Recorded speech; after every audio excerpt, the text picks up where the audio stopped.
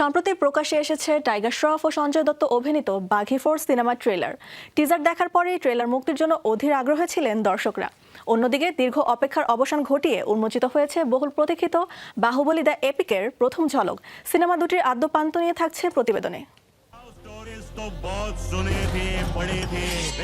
বাঘি 4-এর কয়েক সেকেন্ডের টিজারেই ধারণা করা গেছে সিনেমাটিতে দেখা যাবে ভরপুর অ্যাকশন। তবে ট্রেলার যে এতটা মারাত্মক ও ভয় জাগানিয়া হতে পারে তা হয়তো কেউ ভাবতেও পারেননি।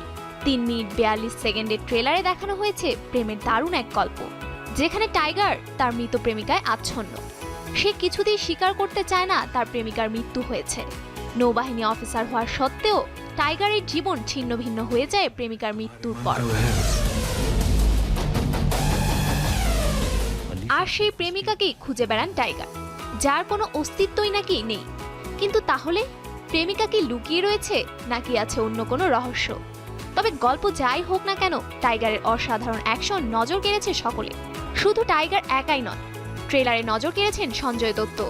অবিকল রণবীরের মতোই অ্যাকশনের মুডে দেখা গেছে এই অভিনেতাকে। সিনেমাটিকে অ্যানিমেলের সঙ্গে তুলনা করেছেন অনেকেই, কারণ এতে অভিনয় করেছেন সৌরভ সচদেব। পার্থক্য শুধু এইটুকুই, ববি দেওলের পরিবর্তে রয়েছেন সঞ্জয় দত্ত। এই সিনেমায় হারনাজ সান্ধু এবং সোনামকেও দেখা গেছে দুর্দান্ত অ্যাকশন মুডে। টাইগারের বন্ধুর ভূমিকায় অভিনয় করেছেন শ্রেয়স তালপাড়ে। অনেকের ধারণা সিনেমাটি অনুপ্রাণিত হয়েছে গজনী থেকে। শুধু অ্যাকশনই নয়, সিনেমার গল্পটিও যে অসাধারণ হবে সেটি নিয়েও আশাবাদী দর্শকরা। বাঘি 4 প্রেক্ষাগৃহে মুক্তি পাবে আগামী 5 সেপ্টেম্বর। অন্যদিকে ভারতীয় সিনেমার ইতিহাসে নতুন এক অধ্যায়ের নাম বাহুবলী।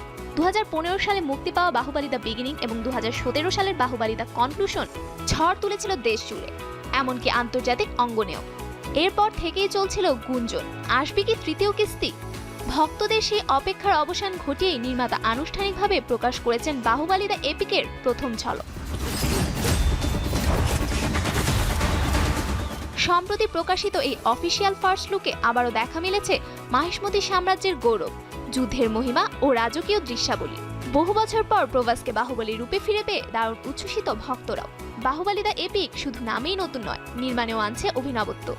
এই কিস্তি দৈর্ঘ্য হতে যাচ্ছে 5 ঘন্টা 27 মিনিট, যা এক কথায় ভারতের ইতিহাসে সবচেয়ে দীর্ঘতম মূলধারার সিনেমা।